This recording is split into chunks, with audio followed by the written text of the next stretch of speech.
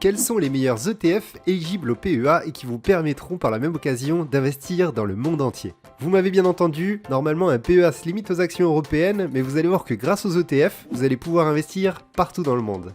Dans cette vidéo, je vais donc vous faire un rapide rappel sur ce qu'est un ETF pour pouvoir vous expliquer comment un ETF peut vous permettre d'investir ailleurs qu'en Europe avec un PEA. Je vous dévoilerai ensuite mon top 5 des ETF éligibles au PEA et je terminerai par un ETF bonus qui, je suis sûr, va particulièrement vous intéresser.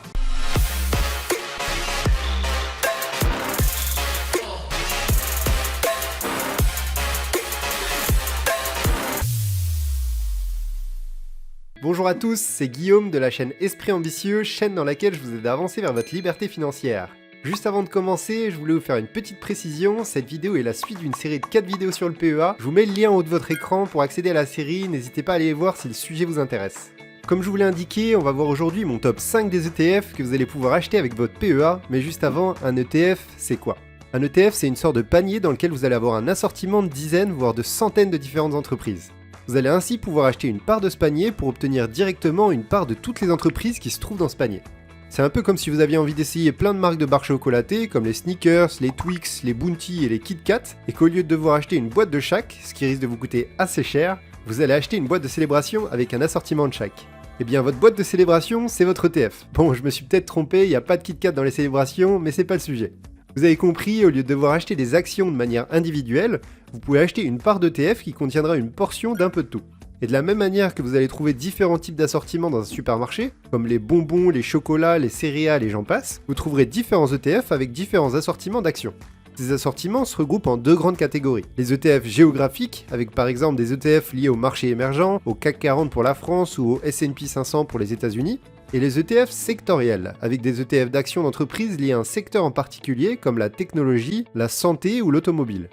Maintenant que vous avez compris le principe, il faut savoir qu'il y a des ETF qui sont éligibles au PEA et d'autres qui ne le sont pas. La première chose à laquelle vous allez penser est que les ETF éligibles au PEA sont des ETF composés d'actions européennes. Bon, je vous avais déjà spoilé en début de vidéo, mais comme vous allez le voir dans mon top 5, la plupart des ETF sont composés d'actions du monde entier. Mais alors, comment font-ils pour être éligibles au PEA et proposer des actions en dehors de l'Europe ? Eh bien, je vais vous expliquer quelque chose que peu de personnes expliquent sur YouTube.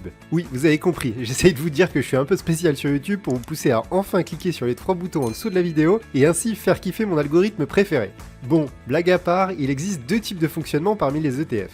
Les ETF à réplication physique qui fonctionnent de manière classique en achetant les actions de leur indice de référence. Par exemple, un ETF à réplication physique qui souhaite répliquer le CAC 40 achètera simplement les actions du CAC 40. Et les ETF à réplication synthétique qui n'investissent pas sur les actions de leur indice de référence. Pour faire simple, un ETF synthétique traquant les entreprises du S&P 500, qui sont les 500 plus grandes entreprises américaines, ne va pas réellement investir sur ces entreprises. Il va investir sur des entreprises, par exemple européennes, pour être éligible au PEA, et va échanger les performances de ses investissements contre les performances du S&P 500 via ce qu'on appelle un swap auprès d'une banque. Illustrons tout ça avec un exemple. Si vous achetez une part de cet ETF synthétique via votre PEA et que le S&P 500 augmente de 5%, vous aurez une augmentation de votre part d'ETF de 5%. Néanmoins, pour que l'ETF vous propose ses performances via un PEA, il va devoir acheter des actions d'entreprises similaires au S&P 500 mais européennes. Pour cet exemple, disons que les actions de ces entreprises européennes augmentent de 3%. Et bien grâce à un contrat avec une banque, ce fameux swap, la banque payera à l'ETF la différence pour que vous qui avez acheté une part de cet ETF puisse avoir une augmentation de 5% et non pas de 3%. Maintenant que vous avez compris comment vous allez pouvoir investir dans le monde entier avec votre PEA, voyons enfin mon top 5 des ETF éligibles au PEA. Pour rappel, je vous donnerai ensuite un ETF bonus en fin de vidéo que vous allez adorer. En numéro 5 de ce classement, l'ETF Lyxor PEA S&P 500. Comme je vous l'ai indiqué, le S&P 500 regroupe les 500 plus grandes entreprises américaines et cet ETF a pour but de répliquer cet indice. Le prix actuel d'une part est de 32,85 €, ce qui est assez abordable avec des frais extrêmement bas pour un ETF de 0,15%. Concernant la politique de dividendes, ces derniers sont réinvestis chaque fois qu'ils sont versés afin de maximiser les performances de l'ETF. On parle ici en moyenne de 1,34% de dividendes par an. Dans le top 10 des entreprises qui composent le S&P 500, on a notamment Apple, Microsoft, Amazon et Google qui représentent plus de 20% du poids de l'indice, ce qui n'est pas forcément bon signe si l'on cherche à diversifier ses placements au maximum. Il pourrait donc être judicieux de combiner cet ETF à d'autres ETF que je mentionnerai notamment dans ce classement.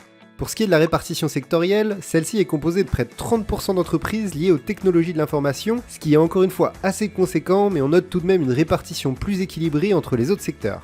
Pour conclure, cet ETF est fortement impacté par les mastodontes américains, ce qui lui donne un risque et une volatilité assez élevée mais peut apporter de belles performances sur le long terme. Pour tenter d'atténuer votre risque, il pourrait tout de même être judicieux de combiner cet ETF à d'autres ETF de ce classement par exemple et de lisser vos investissements. C'est-à-dire de répartir vos investissements au fil du temps et de façon régulière plutôt que de mettre une somme importante d'un seul coup. Étant donné que vous avez été plus de 20 000 à regarder mes tutoriels liés au PEA sur Boursorama, et d'ailleurs je vous en remercie, sachez que je vous mets le lien Boursorama en description pour chacun des ETF que je mentionne afin de vous faciliter la tâche si vous voulez acheter des parts. Si vous avez un PEA ailleurs que sur Boursorama, pas de panique, il vous suffira de reprendre le nom de l'ETF et d'acheter des parts comme vous le feriez pour une action classique. Le quatrième ETF de mon classement est l'ETF Lyxor PEA Monde. Cet ETF a pour but de représenter 85% de la capitalisation boursière mondiale et vous permettra donc de diversifier vos placements au maximum. Le prix actuel d'une part est de 24,80€, ce qui est relativement abordable, et les frais annuels sont de 0,45%, ce qui est plutôt correct pour un ETF. Concernant les dividendes, ces derniers sont capitalisés, c'est-à-dire qu'ils sont réinvestis pour maximiser les performances de l'ETF. On parle d'1,75% de dividendes en moyenne qui sont donc réinvestis. Pour ce qui est du top 10 des entreprises qui composent l'indice, on a dans les 3 premières positions Apple, Microsoft et Amazon qui représentent plus de 10% du poids de l'indice. C'est assez conséquent mais tout de même moins que l'ETF lié au S&P 500 puisque ces 3 entreprises représentaient 17% du poids total de l'ETF. On a donc dans cet ETF des entreprises intéressantes mais plus variées et donc moins risquées que le précédent ETF dont je vous ai parlé. Pour ce qui est de la répartition sectorielle, cette dernière est assez équilibrée, même si on a encore une fois un poids important des technologies de l'information, puisqu'il s'agit du secteur dominant dans le monde, mais qui a sûrement un bel avenir devant lui. Terminant avec la répartition géographique, qui est ici peut-être le point noir de cet ETF, étant donné que 68% du poids de cet indice est américain, ce qui nuit à la diversité d'un ETF destiné à varier au maximum nos placements. Pour résumer, les deux ETF dont je vous ai parlé sont assez similaires à la différence que l'ETF Lyxor PEA Monde est un peu plus varié que l'ETF PEA S&P 500 et conviendra donc plus à des personnes qui souhaitent réduire leurs risques. A noter que les États-Unis représentent tout de même un poids important de cet ETF. À la troisième position de mon top 5 se trouve l'ETF Amundi ETF PEA Emerging Market. Cet ETF a pour but de traquer les valeurs les plus importantes des pays émergents et se combinera parfaitement avec l'un des 2 premiers ETF de ce classement. Attention tout de même, vous allez voir qu'il s'agit d'un ETF qui a du potentiel, mais qui est aussi à risque. Il est donc intéressant d'en avoir seulement une petite partie dans votre portefeuille. Le prix d'une part est aujourd'hui de 23,77€, les frais s'élèvent à 0,20% par an, et la politique de dividende est encore une fois ici de les réinvestir. Concernant le top 10 des entreprises qui composent l'indice de référence, on retrouve en première position Taiwan Semiconductor Manufacturing, avec près de 7% du poids de l'indice, ce qui est assez important et pourrait mettre l'indice en difficulté.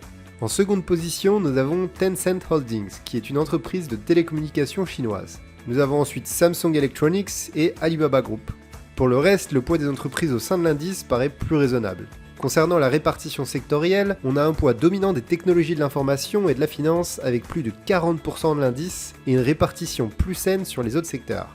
Et enfin, si l'on jette un coup d'œil à la répartition géographique, on peut voir que l'Asie à elle seule représente 60% de l'indice, ce qui réduit encore une fois la diversification de notre ETF. Pour résumer, cet ETF est intéressant car il regroupe de nombreuses entreprises à fort potentiel, mais le point important de l'Asie et de certaines entreprises pourrait mettre à mal cet ETF sur du moyen terme. Comme je vous l'ai indiqué précédemment, il pourrait donc être intéressant d'en avoir une petite partie dans votre portefeuille pour challenger sa rentabilité tout en gardant une maîtrise de votre risque. Bon, avec l'un des 2 premiers ETF, vous pourrez soit couvrir les États-Unis, soit le monde entier avec un poids important des États-Unis. Avec le 3e ETF, vous allez couvrir les marchés émergents avec un poids important de l'Asie. Je vous propose à présent de passer sur un ETF sectoriel, c'est-à-dire spécialisé sur un secteur particulier mais cette fois-ci en Europe. À la seconde place de mon classement, j'ai donc sélectionné l'ETF Lyxor Stocks Europe 600 Real Estate. Il s'agit d'un ETF qui va traquer les plus importantes entreprises immobilières en Europe. Vous allez ainsi avec cet ETF pouvoir couvrir le marché de l'immobilier européen.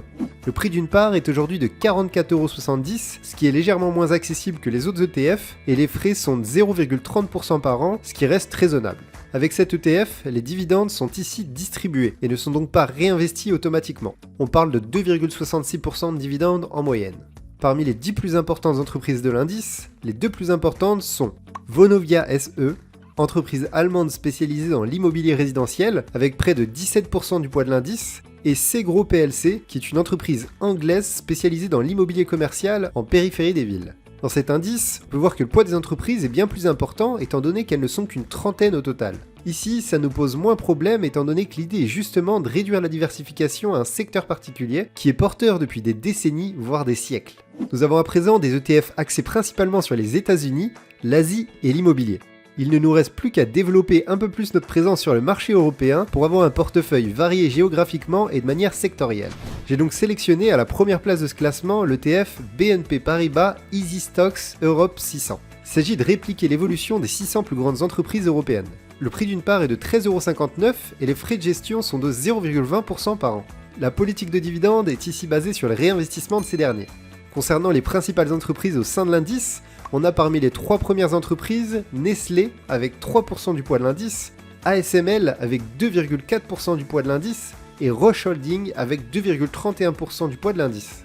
On a donc un indice beaucoup plus équilibré que ce qu'on a vu jusqu'à maintenant avec plus de 600 entreprises au sein de cet indice. La répartition sectorielle est elle aussi plutôt équilibrée avec une légère domination du secteur de la finance et de l'industrie, mais encore une fois ce n'est rien par rapport aux précédents ETF qu'on a vus.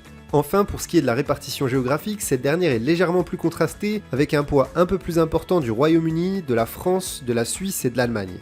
On a donc ici un ETF qui complètera parfaitement les précédents ETF en réduisant votre risque tout en profitant d'un marché européen porteur et en plein développement. Bon, à présent, comme je vous l'avais promis, l'ETF bonus. Il s'agit de l'ETF Lyxor Stocks Europe Select Dividend.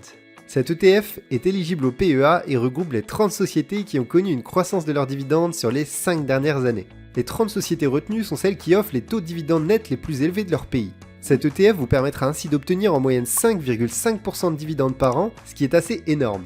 A noter que ces dividendes sont distribués et ne sont pas réinvestis. Je vous laisse aller jeter un coup d'œil si ça vous intéresse, mais je trouve que cet ETF trouvera très facilement une place dans votre portefeuille si vous cherchez à toucher les dividendes via votre PEA. Bon, tous ces ETF représentent un montant assez conséquent si vous souhaitez investir sur chacun d'entre eux tous les mois. Si vous voulez savoir comment faire pour acheter des fractions d'ETF et ainsi être en mesure d'investir par exemple 10€ chaque mois sur chacun de ces ETF, je vous laisse aller voir ma vidéo dans laquelle je vous explique comment acheter des ETF. La technique dont je vous parle vous changera la vie si vous faites face à ce problème. En attendant, moi je vous dis à bientôt pour avancer ensemble vers votre liberté financière.